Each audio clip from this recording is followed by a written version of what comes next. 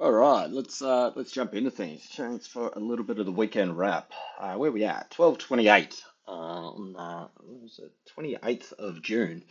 So coming into end of month, well, we technically have that one day on the Monday. I think is the 30th, so that'll be the last day of the trading month, and also last day of the first half of the year, and also quarter end as well. So yeah, it's quite a sort of bit coming into this end here. So I think sort of like come the new sort of quarter, new half of the year in that, I think we could sort of see some pretty interesting sort of moves in that. But look, we'll get to that sort of obviously sort of through the week and that. What an incredible kind of week, week it was, though, really. I mean, we started the week off with, the US bombing Iran, everybody's going to war, and that kind of dissipated incredibly quickly. I mean, gold has been one of the better trades that I've done in a while, and that short side on that. So read on that, and the fact that the market just didn't react to any of the any of that sort of war stuff uh, past like sort of 2 minutes of open kind of sort of stuff, or maybe a little bit more than 2 minutes, but pretty much. Like it's just been an incredible kind of sort of week with it all, and it sort of almost sort of feels that the war kind of just has fizzled out in terms of the news. And yes, okay, I get it that they're having talks and all this kind of stuff now, and it has actually sort of dissipated, but market impact across the board was just negligible, really. You know what I mean? US dollar was bolstering a little bit on it, and obviously that's just been massively under pressure. The US dollar's at 3.5 year lows, which is amazing. But yeah, it kind of sort of it just feels, and the reason I sort of point this out is because it kind of felt like the same sort of thing when the October 7 attacks or whatever happened, and there was the Hamas and Israel and Gaza sort of thing sort of first kicked up.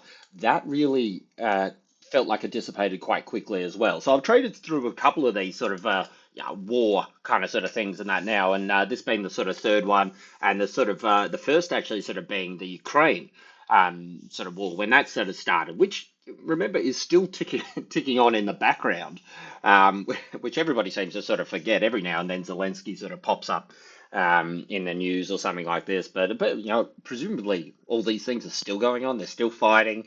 But really, all we sort of care about in this regard is what it does to the markets and what it does to the charts and the flows. And it kind of felt like the Ukraine thing lasted for a bit. The Hamas thing sort of lasted for like maybe a week and a half or something.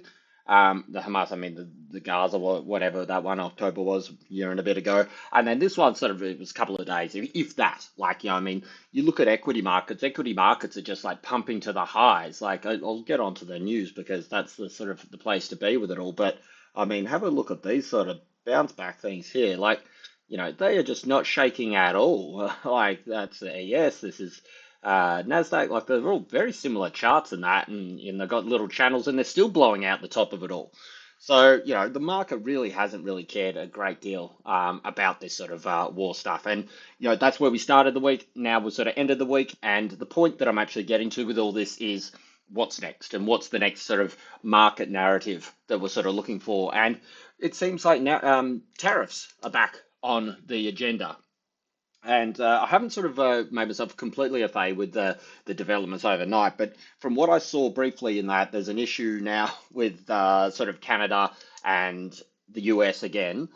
So Trump sort of coming out, sort of saying that sort of like, they're difficult to t deal with, and something to do with their digital taxes.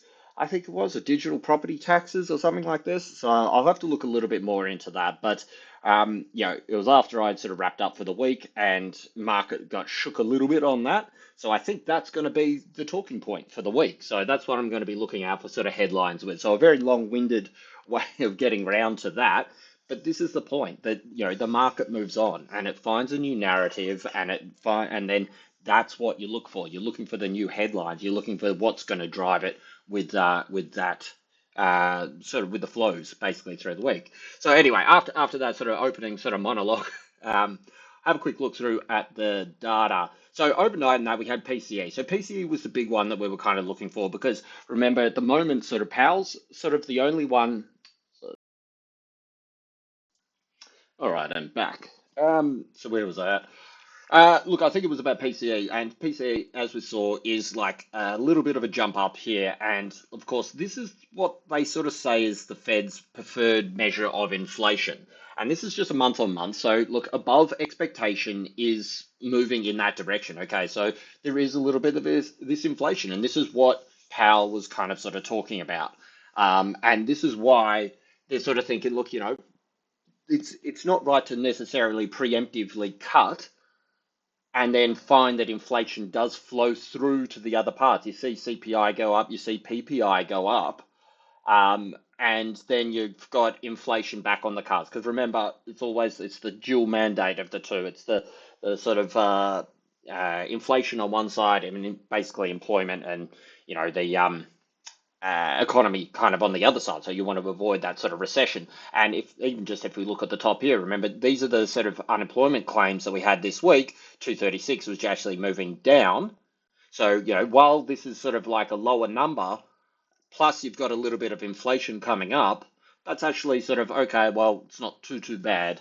Well, it's not too bad. It's basically it's not at the point where you're like, okay, we need to drastically act, we need to cut, and this is what Powell's been saying throughout the week. Excuse me, because it has been, I know I said it before, but it has been a hectic week in that we had the war going on at the start, and that we had a bunch of Fed members that have sort of previously been very hawkish, sort of flipping more to the dovish side, and the market sort of just acting like a little child and just go, oh my God, they said they might have to cut, and they sort of dump out as well.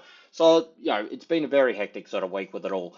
Last sort of bit of data, just sort of, I actually missed this one as it sort of came out now, and we're sort of saying this is obviously consumer sentiment, and consumer sentiment is popped up here a little bit as well. So, look, the data and the kind of sort of stuff coming out for the US, which is obviously basically just code translated to DXY, is it too bad? Now, has it had any impact on DXY? Well, no, not really. DXY is still grinding at its lows. So let's get into the charts a little bit. Actually, no, before we get into the charts, let's just tick back and let's have a look at what data we have coming up for this week, because we can factor that into the charts. So as I said, look, we've got 30th, so one more trading day for the week, and then we're into the new week here. So it should be NFP week, first Friday of the month. No. Yes, here we go, NFP on the Thursday. That's right. So Friday, okay, so I'll get to this obviously in a bit, but it is, I'm pretty sure, was it Independence Day for the US, which would be this one down here, is it? Close Independence Day, yes. So NFP is first Friday of the month. It's on the Thursday this week because we do have Independence Day, so for the US. So that's going to make things interesting. So starting off Monday, what do we got? A little bit of China data here. So we've got the PMIs coming out. It's looking. So remember, these are always the ones that we're looking at. Sort of 50 as the baseline, and about in line with what they've had previously. Very similar to it all. Nothing super expected there. Moving forward, that's about it through Asia. It's been very quiet on the data front through Asia more recently. So generally that means a perfect storm of a whole bunch of things coming in a quick succession together. But for now, very quiet to sort of kick the week off. We'll sort of see how that stuff sort of flows through in terms of the new tariff talk, which, as I said at the start, I believe is going to be kind of the narrative for the week. Through Europe, nothing of note. We got Chicago PMI, not a really sort of market moving thing, nothing I'm really sort of paying overly close attention to. We've got a couple more speakers coming out. I will make a list of actually who is more dovish and who is more sort of hawkish in terms of these speakers, because the speakers typically most of the time, and I actually said this I think I may have said it last week actually, that these ones I don't put too much faith in. Well, not faith in that, but like as market shifting kind of bits, because they're just people talking. It's nothing that's sort of like solid uh, data. It's not like, okay, yes, we are cutting, or we are holding, or whichever, whatever. But um, that was obviously not true so much this week, because we saw the market really react to a couple of these speakers. Like we had that Waller guy, not Friday yesterday, but the week before, and then with the Bowman or Bowman or whatever, the girl speak this week as well. the market did take notice of that, and they really did smack that down. Of course, another part that we sort of missed is, well, I missed a second ago, and that was Trump sort of going after Powell yet again, and sort of talking about upping the rate in which they sort of pick his replacement. So that's obviously also sort of weighing on the thing. So there's a lot of been a massive, massive week in that with little bits and pieces coming out. Not so much on the data front. We did have a couple of bits of data obviously this week, but I think that's all taken a backseat to a lot of talk. Anyway, so moving on. So we've got a couple of speakers in that sort of Monday or Tuesday very early. Moving through there. Tuesday, Japanese data, nothing really of note. Commodity prices, no, nothing really sort of standing out as like I'm kind of skimming through a bit of these kind of things, mainly just because I'm looking for the ones that are really going to sort of be like, okay, this could be shaping and impacting the market a little bit more. We do have Euro data here, so we've got CPI. Again, it seems to be the sort of global, and I mentioned this the other day, that the inflation generally is okay. 2% seems to be the universal target for people for healthy economy, healthy growth. That's the kind of thing. All things sort of somewhat normal is around 2%. After things went up to like 7, 8, 9, I think UK got to 10% or so. They sort of made it a bit more okay. 2 to 3% is our kind of accepted band, because obviously getting back down to 2% was going to be a very, very tough sort of ask. And what we saw is things come right down and then sort of really grind those last couple of percents. But that's like everything in life, and that it's like the first 90% takes 90% of the time. And then I saw this other sort of QC thing, the last 10% takes 90% of the time. And that's true. It's sort of, once it started to come down, it's chunk, chunk, chunk, chunk. But now it's sort of got to this thing and it grinds a little bit. But what we are seeing is very much in this sort of band, lower 2%. We saw it with sort of Aussie CPI this week as well, that globally, inflation doesn't seem to be so much of a problem. And I think, again, this is why people are sort of coming out and sort of going, okay, well, look at the data that has come out in regards to the Fed here. We should be able to cut, because globally, it is down getting into this band. But what they're sort of saying is that's fine. We don't want to misstep, because Powell is there till May next year. I think he doesn't want to have his sort of legacy sort of tarnished with getting the last big move wrong. If you cut too early and inflation goes out of control, that's what people are going to remember him as. And I think he's erring on the side of caution in regards to that. But, as we saw, PCE was up a little bit. That's supposedly their sort of favored use gauge of inflation. So he is technically right so far in that sort of regard. But we are seeing sort of euro come down here. So look, again, it's pretty much as expected. So I don't imagine it to be a massive mover, and euro not so much anyway. So bank holiday from Canada. Got a couple of speakers from BOE, BOJ. We got Fed. We got Powell talking. Powell had a couple of talks this week as well. So this week just passed. Wasn't really anything new on it all. So job openings and ISM coming out same time here. So, job openings here looking to sort of tick up again. You sort of thing is sort of like, how the main thing that Powell was kind of talking, actually not the main thing. The main thing he was talking about is the potential for inflation to come up. But what he did mention as a potential shift of his mentality is if you see the labor market weakening a bit, that could then force their hand a little bit sooner rather than later. And by that, it's obviously why this data is going to be very important this week with job openings, the JOLTS. Obviously, if there's less jobs opening, well, that's obviously going to lead to less employment kind of thing. And if you see a higher number of people sort of being laid off, which we didn't see, we saw a reduction this week. Without more jobs reopen, it's going to lead to a higher unemployment, an ongoing unemployment rate, which is then sort of going to be obviously, negatively impacting GDP and all these other numbers as well. So that's the kind of thing that they're looking for. But they're expecting a tick up here. So should this sort of keep moving in this direction and moving to the top side, well, that's again sort of, it's at the moment, nothing's really sort of like, wow, it's super strong. It's just not bad, if that makes sense. So if we look at sort of where it's been, look, it has been sort of obviously drifting down a little bit, but more recently, last month, 7.2, they expected to go down a little bit more, actually sort of ticked up a little bit, and they're expecting to tick up here a little bit again as well. 2 seconds. All right, back again. Yeah, so like that's why I think, as I was saying, I think these are going to be important bits of data and that sort of coming out this week. Obviously, we got a couple of other bits. ADP, shockingly low number last month. I suppose it was 62 the month before. Expecting quite a big jump up. Like it's in line with their kind of forecast. This is the kind of thing that you kind of expect to see from Australian data, where they sort of spam 20K every month. But around this 100K band seems to be what they're expecting each sort of month, and that we've been obviously drastically down, drastically down. Maybe there's going to be some sort of slapback this week. Let's see with that. But again, these are the kind of numbers, because these have been weak. This is adding to the whole idea and the narrative that, you know what I mean. That's the labor market's weakening and underlying sort of rotten data kind of thing in the economy, which is a ticking time bomb, and that's why the market's sort of trying to sort of front run these things, because they know that Trump wants to, get the dollar down, get the rates down, and it's just a matter of like whether that's going to happen, despite what sort of Powell has to say or do with it anyway. So we'll see how we go with that. Moving forward, Aussie retail data. So a little bit of a tick up here, building approvals, slap back here a little bit. I always find this very interesting, why this is so low.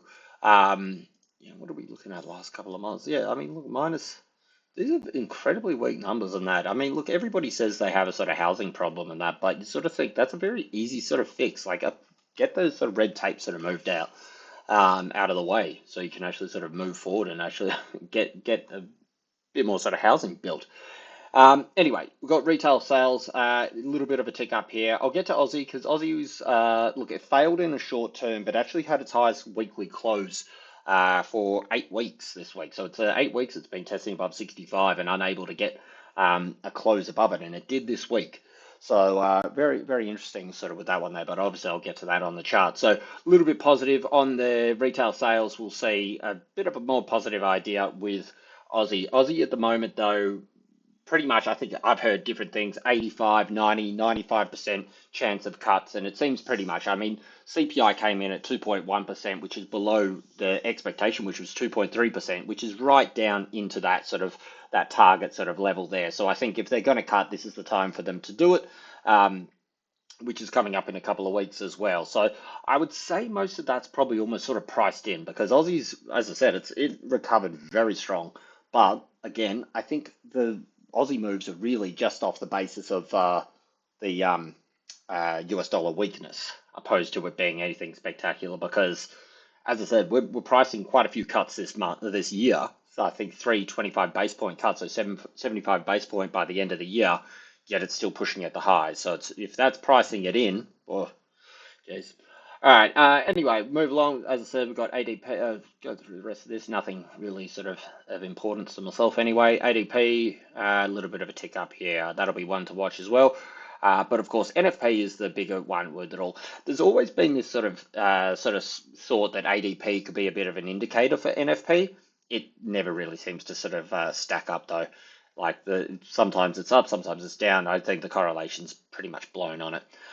So 120, so they're expecting a bit of a tick down here. So look, if this comes in, this number or lower, that is going to be detrimental to the US dollar. And DXY is already on its knees. So this is really going to be the highlight for the week, looking at this sort of Thursday night. And then you got ISM coming out later that night as well. And then obviously quieter for the end of the week there. So unemployment rate looking to kind of be more or less the same, stabilize around the 30s.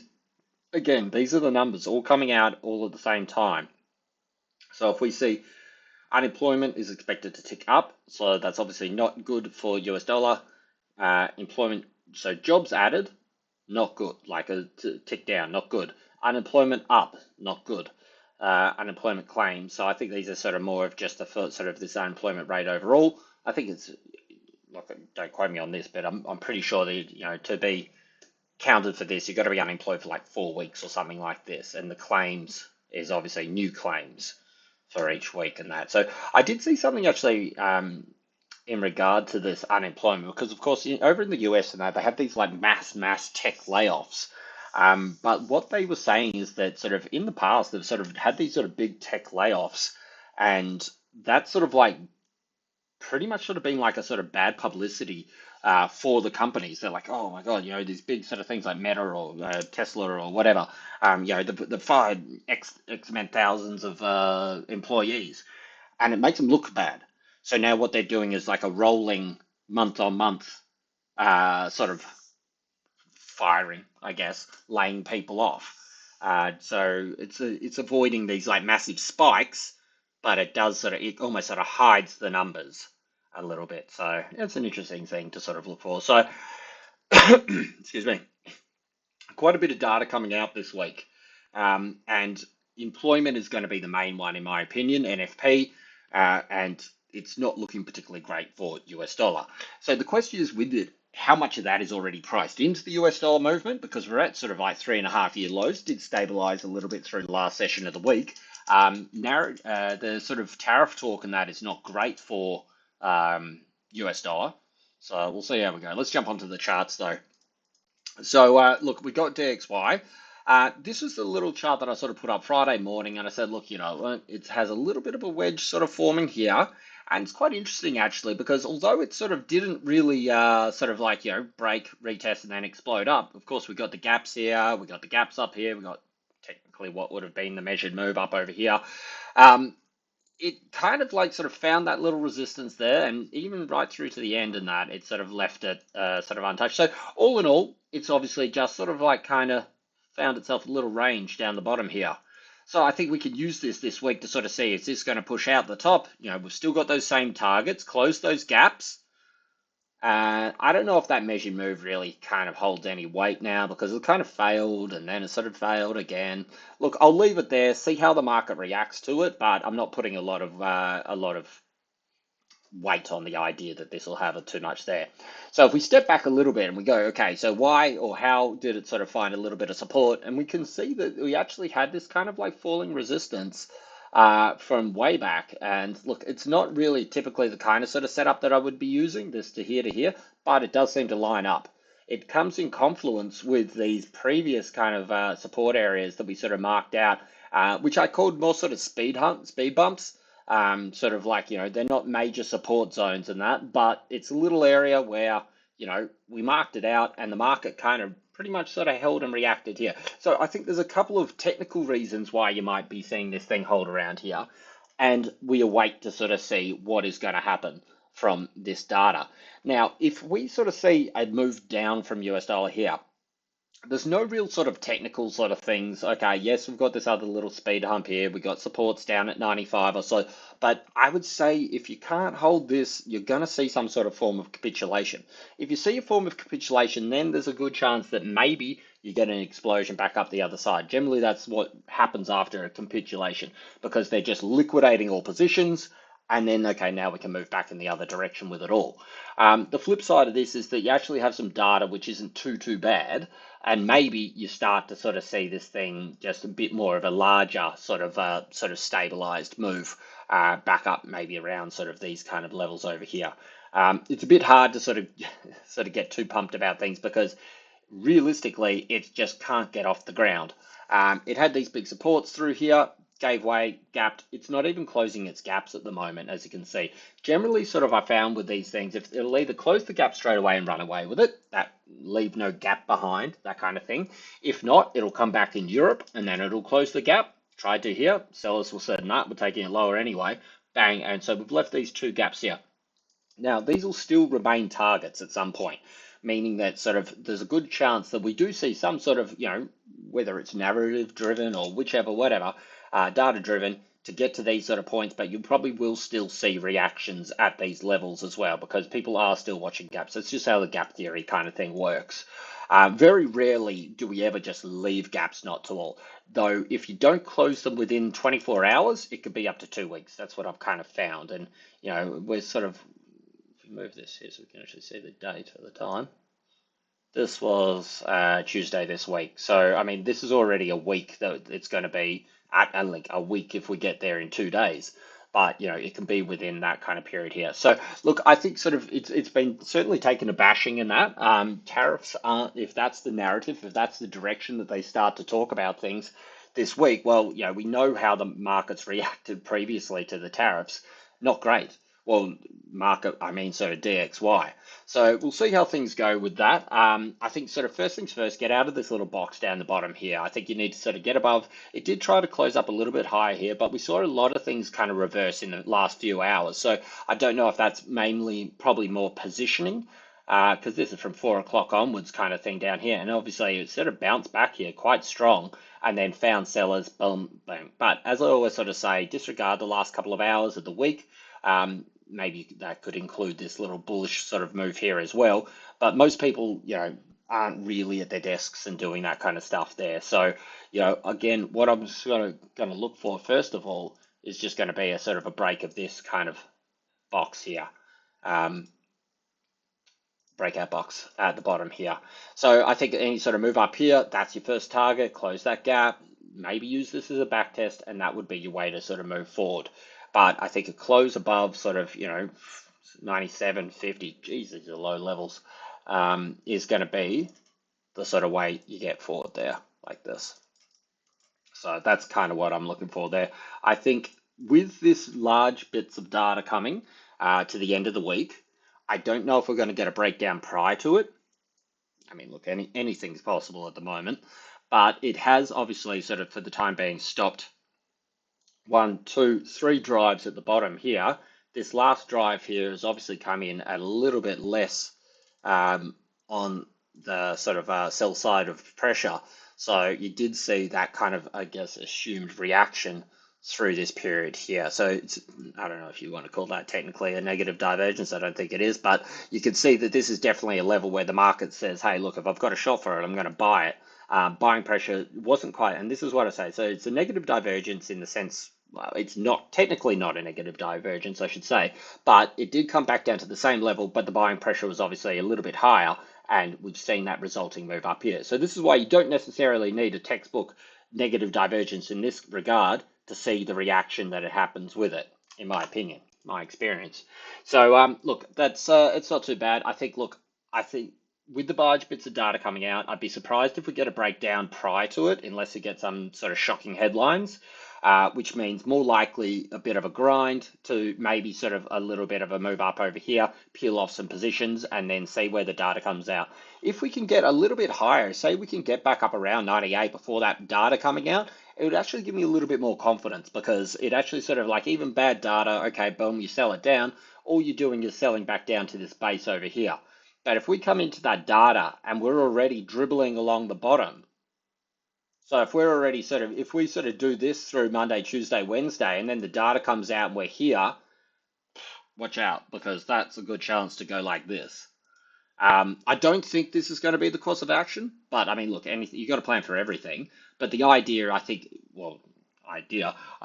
a better position to be in would be to be up around these 98s kind of level, would give you a little bit more confidence that you've got a bit of a base coming here.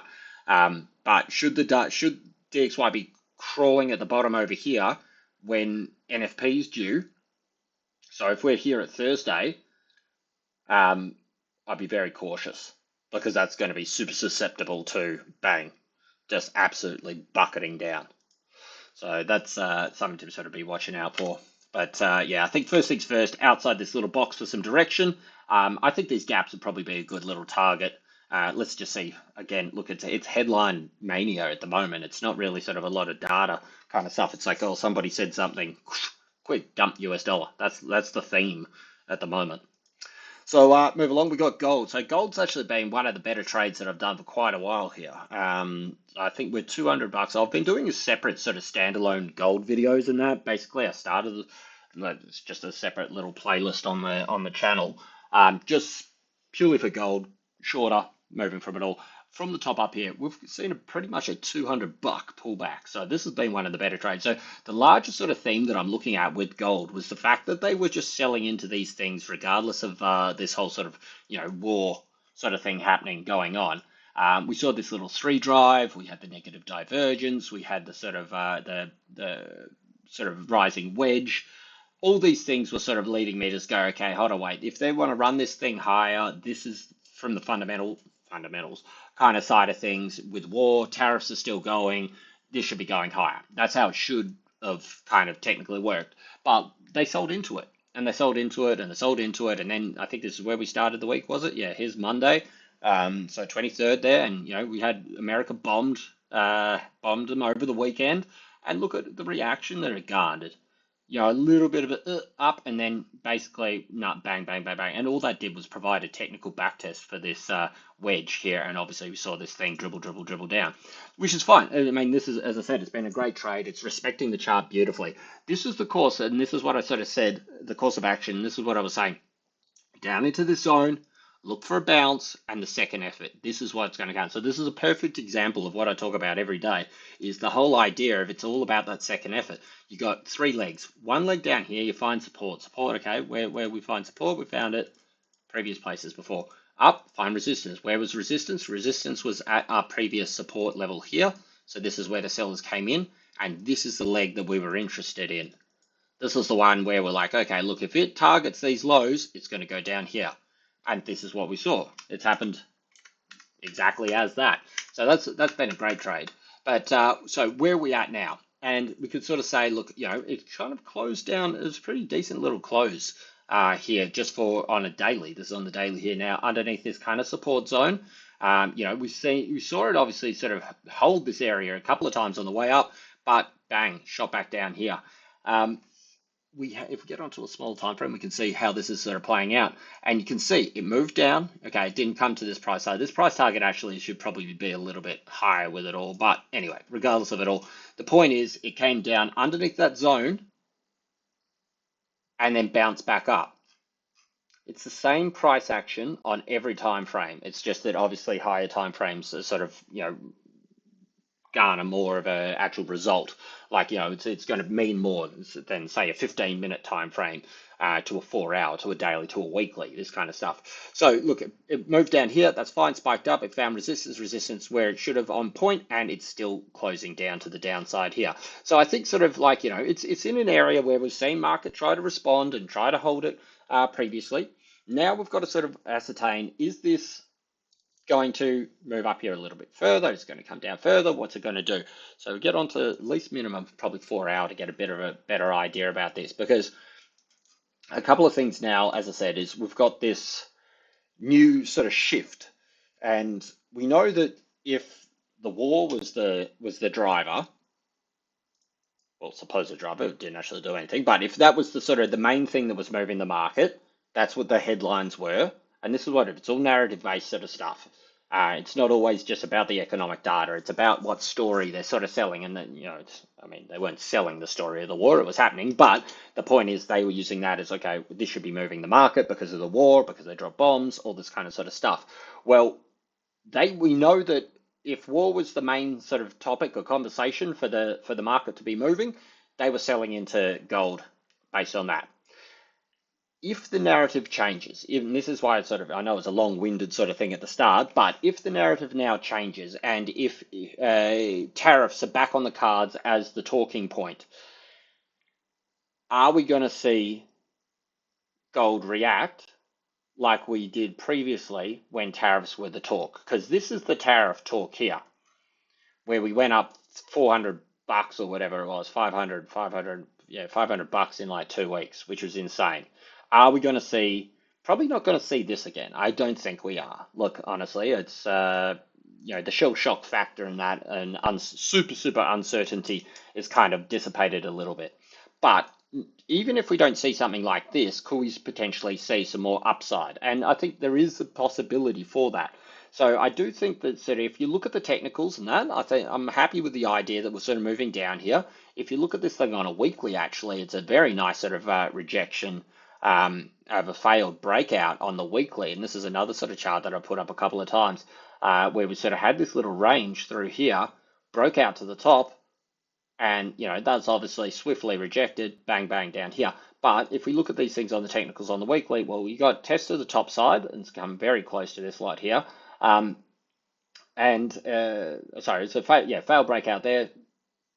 Technicals to the top side over here, but it is a little bit oversold as well. So it doesn't mean necessarily that, okay, that's not because things can stay oversold for quite a period and that. But it does make me sort of caution these kind of areas here a little bit, particularly if the narrative changes. If they start to talk about tariffs, if gold reacts the way it did previously to tariffs, it could mean just more of a sort of dribble along here. Nothing's, I mean, it's a cutesy sort of line. Nothing moves in a straight line. Well, yes, that's true. You're not necessarily going to see this thing dump all the way down here. It just depends how done they are with the gold trade. A lot of these sort of things that you see with gold at the moment, they're like, oh, China's just opened a new offshore vault or something like this. There's a lot of these oh, let's pump it up, let's pump it up. But look at the price action. If that's the case, if everyone's like, I mean, look, yes, you could say this is a larger kind of thing, but you've got to honor the fact that this was a breakout. Look at the sort of weekly close. You had everything fundamentally with the sort of China, with the war. You got the tariffs are still there. You got the technicals. So to me, it's kind of like you can print a headline and say, hey, look, China's opened some new offshore vault or something like this, and you can say, okay, hey, now we're talking about tariffs. If the price action dictates that we sort of move back down here, particularly if we get underneath sort of 3180, I would say watch the hell out because you're definitely looking to fill this wick at 3120 or 3130, wherever we got to there, and then a measured move potentially is potentially on the cards back down to 3000. And you got to think, in the scheme of things, is it really that bad? I mean, look at where we are. As a side note, I was in Capri, and most expensive iced coffee I ever had.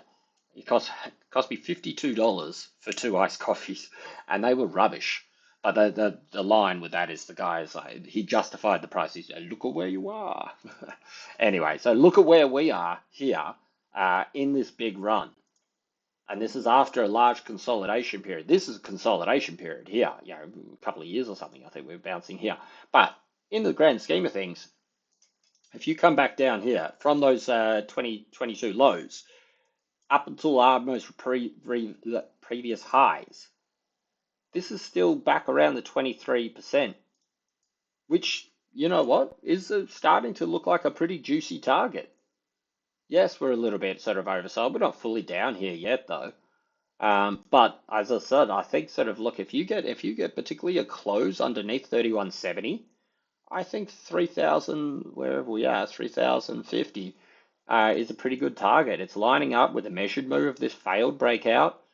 It takes you back into, excuse me, it takes you back into your um, main channel. So it's not like, oh my God, we're breaking down here. It's a justifiable area where you could see buyers go, well, we bought it here, bought it here, bought it here. Well, let's buy it here and run it back up here. It's only 23% of the pullback through that move. So I would say that's what I'm kind of looking for here. Look, they could try and pump out as many narratives as they like. And look, it could have another pumping effect. I mean, you've got to consider both sides of the coin.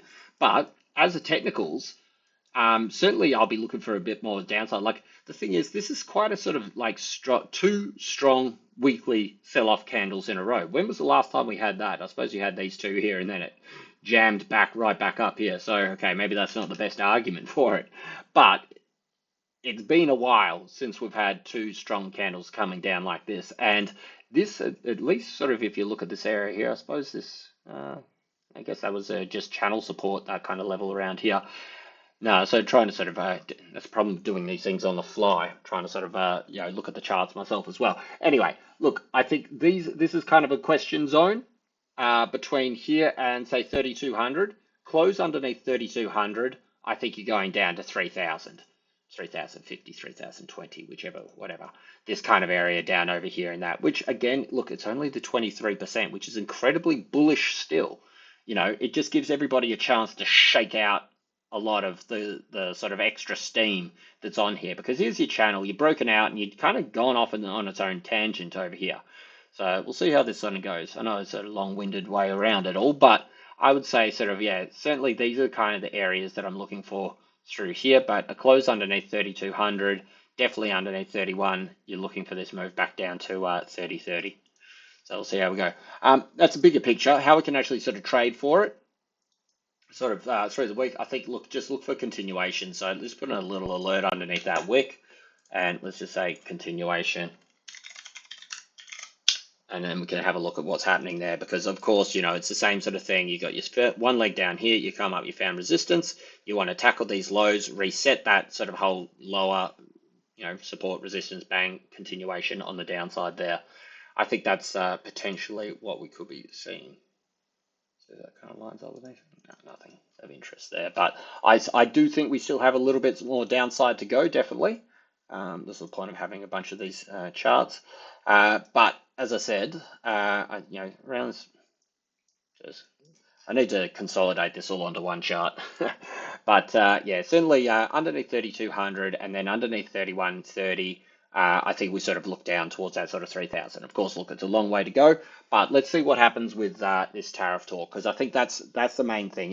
If the market sort of shifts back to how it was reacting to the tariffs previously, or even somewhat, I don't think we're going to see this explosive moves. I think that was just, oh my God, shell shock factor. What do we do? What do we do? What do we do? I think there's more kind of understanding, or at least an acceptance that nobody knows what's going on. When everybody didn't know what's going on, they just went straight for gold. Now everybody understands that nobody knows what's going on. So maybe that'll sort of mute it a little bit. But that does give potential for a little bit of upside. But overall, I'm still looking for lower levels on gold. Move along, we got silver. So silver is actually playing out not too bad here.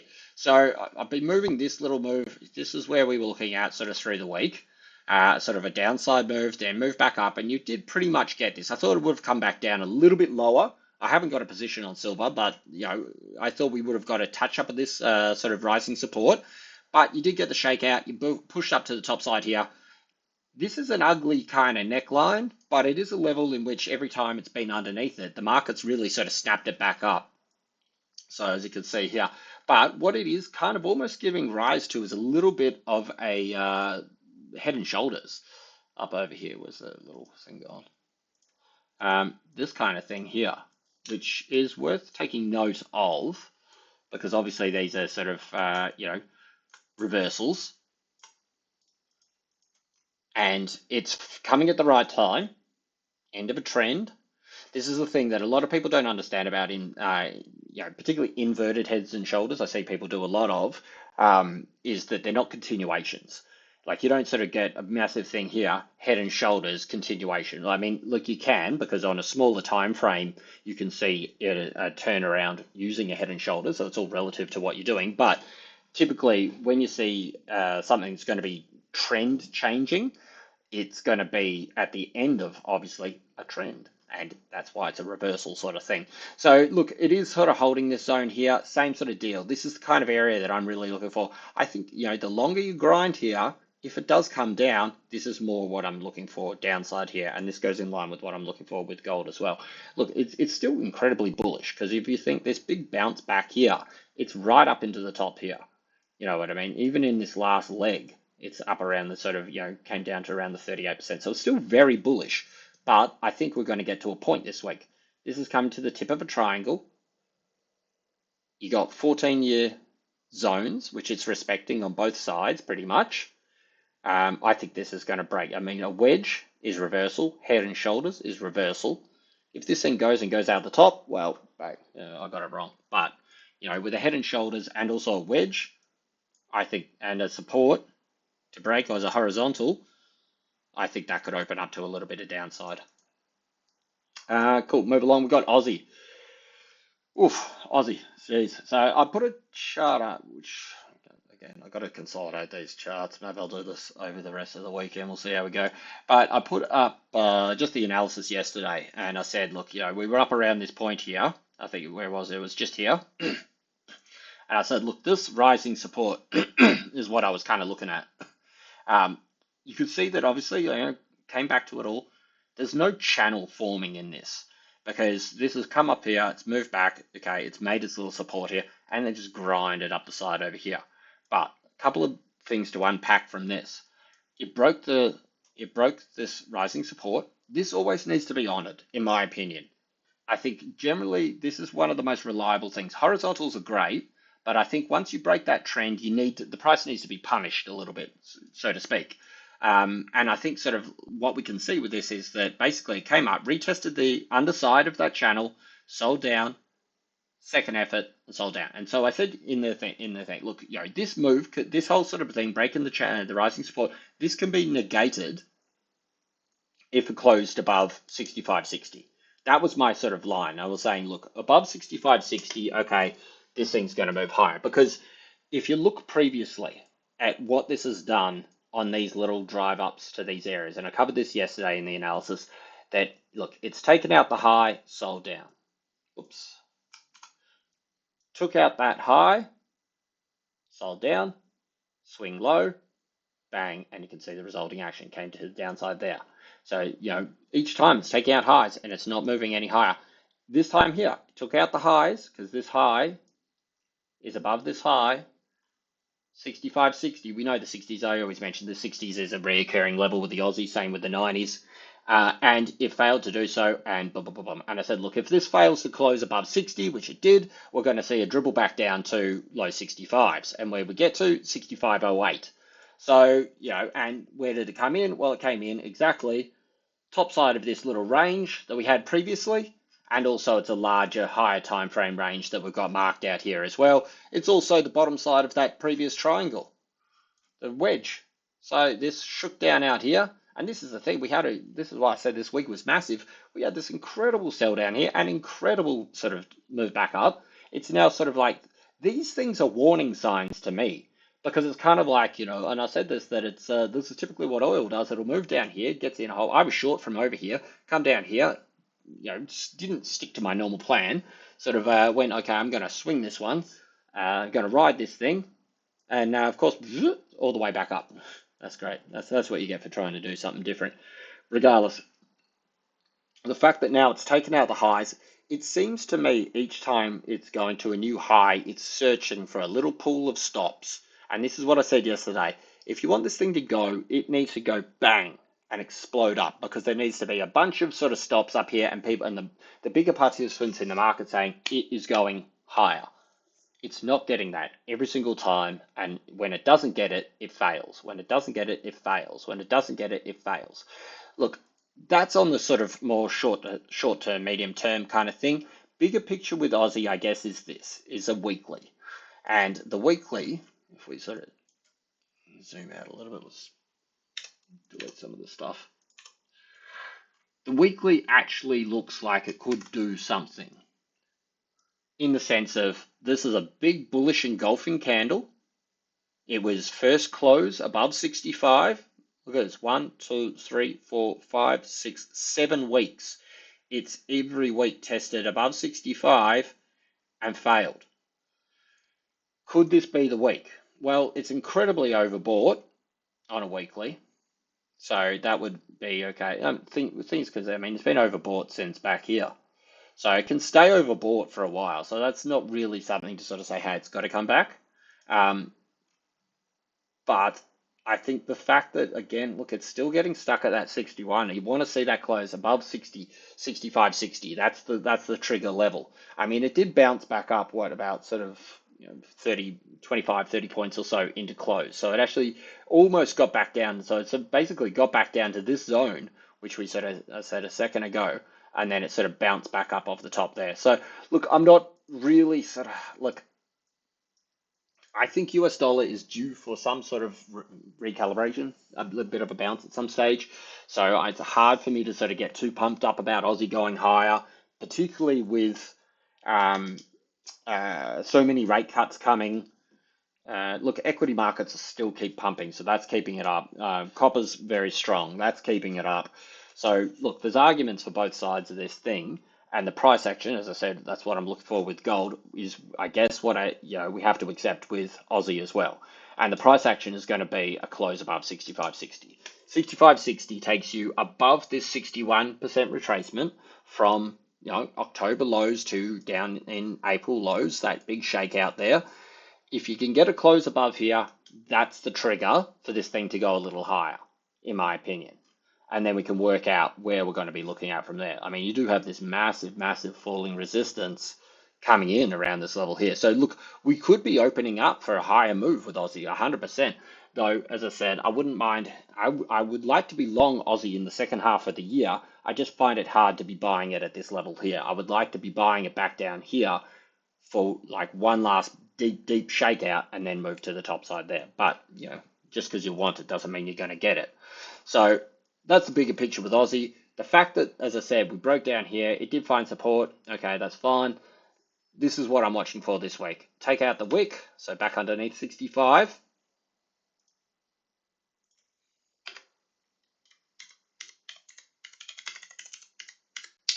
And I think NFP is going to be the driver for this week. If we get NFP and it's a weak number, that's probably going to be the catalyst to move out to the top side here.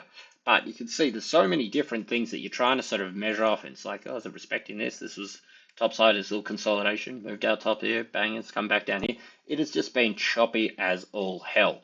But this kind of thing is a bit of a warning shot to me that I sort of think that like, okay, we're coming down. Move back up, take out the highs, take out all the stops, and now we kind of drifted back down here. So I am still looking into this zone over here, these 64s. As I said, underneath 65, call it 65 even. I think that's going to be, okay, open the door for a little bit more downside. But, it's the strongest weekly close it's had in 2 months.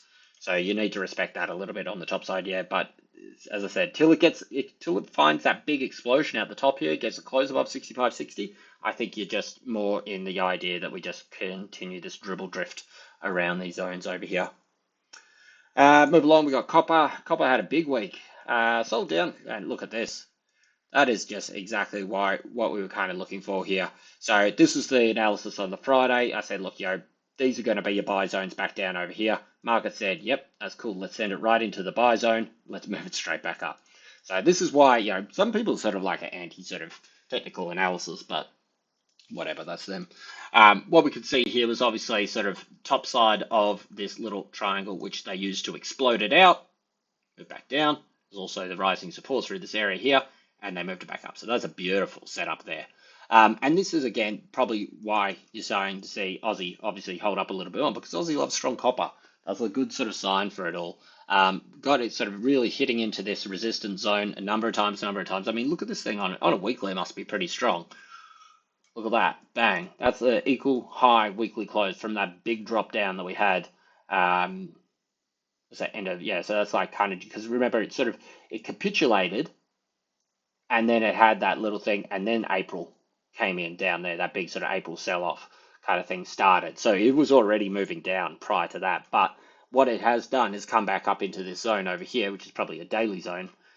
If we take it all the way back over here in Wix, I don't know why I had that there necessarily there for all the way back there, but very bullish close to it all. It's just come back, it's come back, it's come back, it's come back, it's come back. So look, again, it's a bit of a hanging man in terms of this sort of move over here. We're getting right up along the let's put an alert on this line here, along near all-time highs. Date is already passed. What date? What are you talking about? Cancel. Okay, whatever. Look, put alert just here. That must mean there's already got an alert on it. Yeah, see the previous highs back over here, above 5.17. I thought you're going to be looking to sort of possibly even test all-time highs. Which again, this is something if you factor this in, that's Aussie bullish. Look at this recovery though. This is not a typical setup of a chart, but it is what we have been seeing. We've been seeing it. Silver's very much the same as well. Silver's actually outperformed because it's gone above those highs. So we'll see how it goes. But I think 517 is going to show that you're probably going to be going a little bit higher, but certainly wouldn't be standing in the way of this thing at the moment. And finally, just got USD China, and this is one that sort of is making me sort of think, okay, giving a conflicting kind of message here because it's tried to break down a number of times here, but it's holding. It's holding very ugly, sort of around the zone here, but it did close somewhat bullish into the end of the week. But as this is starting to push back up, we did see sort of Aussie start to falter a little bit here as well. So again, look, I'm not really too interested till we can get above this zone over here, get above here, and then maybe we could see something a little bit more to the top side here. China's really dropped out of the news in the sense of the headlines. Everybody's talking Well, I suppose tariffs are coming back this week. I mean, the main sort of thing with tariffs this week is Canada. That's what people are talking about. But of course, Canada's one, but China's the big one. So, that's where we're going to see that sort of come into effect. But I think sort of mainly, as I said, there's so much going on with the Middle East and all this kind of stuff recently. We haven't even spoken about China.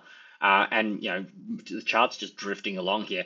But all in all, the one is incredibly, but it's the strongest point since back at these zones over here. So actually, if you drag that up and take it to the wick highs, the wick high of over here actually comes in wick high over here. So obviously I had that just a smidge underneath, but you can see why they sort of bounced this thing here back at this previous level that we had marked out, and this is why they've sort of shot it back up over here. Doesn't mean it's going to hold forever. And doing certainly if it breaks down under here, you're coming back down under here. But this was the long price target that I was using for a very long time because I thought the breakdown would have come a little bit quicker because it's been very scrappy sort of flow around here. But what was sort of seen is okay. So it came down here, they had another shot, bang, they bounced it straight back up here. Was that a body fill? No, it wasn't quite the body fill. But yeah, certainly I think any sort of movement back up here, which in this case is weakening of the yuan, we're going to sort of see a little bit of pressure on Aussie because obviously, look, this pushing down stronger yuan is going to be sort of better for Aussie. But should this thing reverse, well, maybe we see it sort of push back up. But for the time being, it's really just grinding down here. Take these highs, and these highs.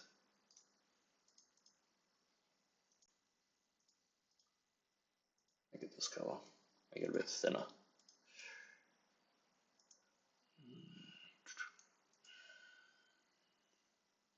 Potentially a little bit of a wedge here. Let's clean some of this stuff up.